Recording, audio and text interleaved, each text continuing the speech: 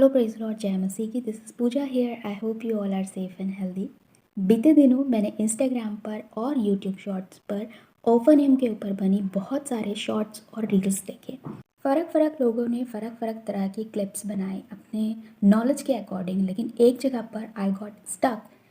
मुझे बहुत ही strange feel हुआ क्योंकि वहाँ पर ओपन हिम को रोड पर मूव करते हुए दिखाया गया और ये कहते हुए दिखाया गया, डू नॉट अफ्रेड। जितने भी अभी तक ओपन हिम के ऊपर रील्स बने हैं या शॉर्ट्स बने हैं, उनके जब कमेंट्स पढ़ो तो समझ में आता है कि लोग कहते हैं, ओ वाओ, ऐसा भी कोई फरिश्ता है या ऐसा दिखता है। ऐसा रिएक्शन इसलिए होता है क्योंकि हम जानते नहीं हैं, और जिन चीज़ों को हम जानते नहीं हैं उन चीज़ों को हम ईजिली एक्सेप्ट कर लेते हैं। तो let me tell you about open him.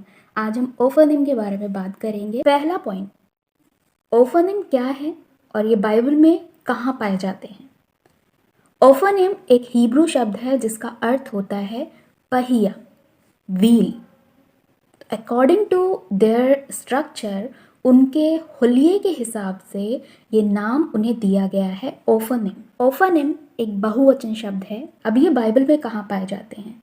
यहेजकेल की किताब में यहेजकेल नबी ने पहले अध्याय में एक दर्शन देखा है और उसने वहाँ पर दो तरह के जीवधारी देखे हैं। पहला जीवधारी जो उसने देखा है वो 4 सिर वाला है, उनके दो पंख हैं उन चारों के अनुसार, और नीचे पैर हैं जो कि खुरदार हैं जैसे जानवरों के होते हैं। उनके साथ ही उसने एक दूसरा जीवधारी देखा है जो पहियों के आकार का है और 4 पहिए उन 4 मुखों वाले जीवधारियों को दिए गए हैं और वे दोनों एक संग काम करते हैं।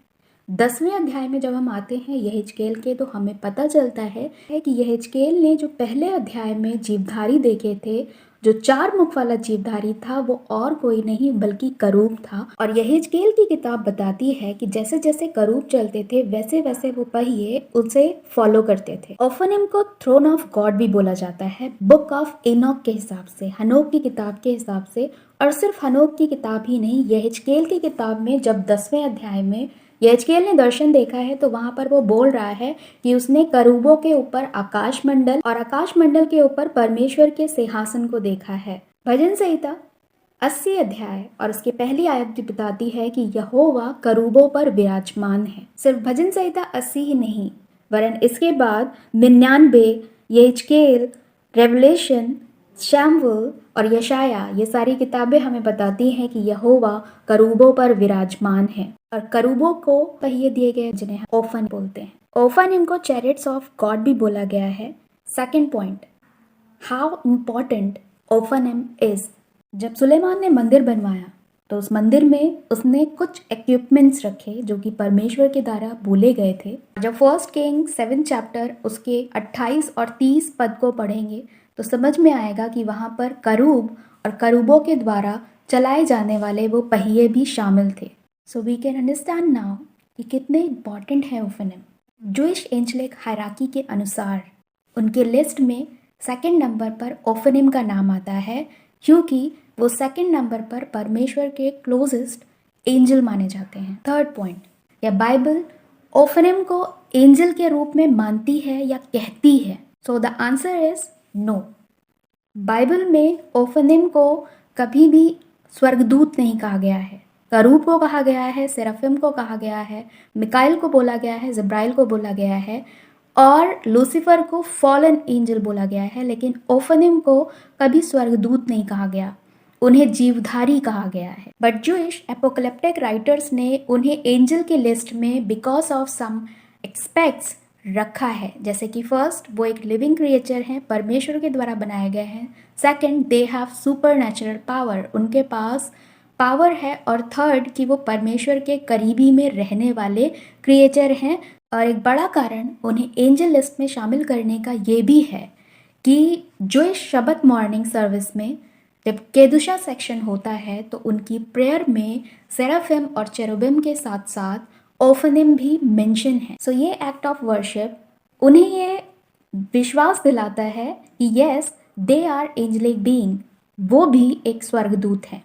बट इन द बाइबल या एनॉक की बुक में उन्हें जीवधारी कहा गया है, उनका स्ट्रक्चर बताया गया है, ये नहीं कहा गया कि वो एक स्वर्गदूत हैं। लास्ट पॉइंट, ओपन हिम का काम क्या है।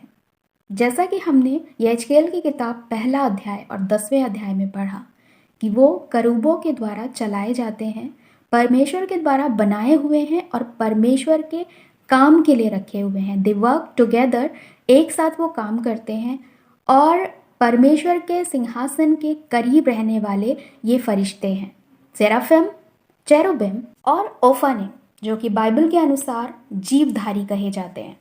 सेराफिम, चेरुबिम और ओफानिम को परमेश्वर ने अपने सिंहासन के पास रहने के लिए बनाया है।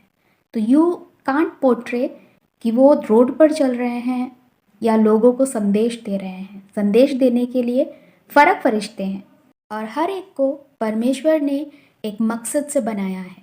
सो आज के लिए इतना ही। आई होप कि आप ओफानिम के बारे में अब क्लियरली जानते हैं। अगर अभी भी कोई डाउट हो प्लीज़ मुझे कमेंट करके बताएं।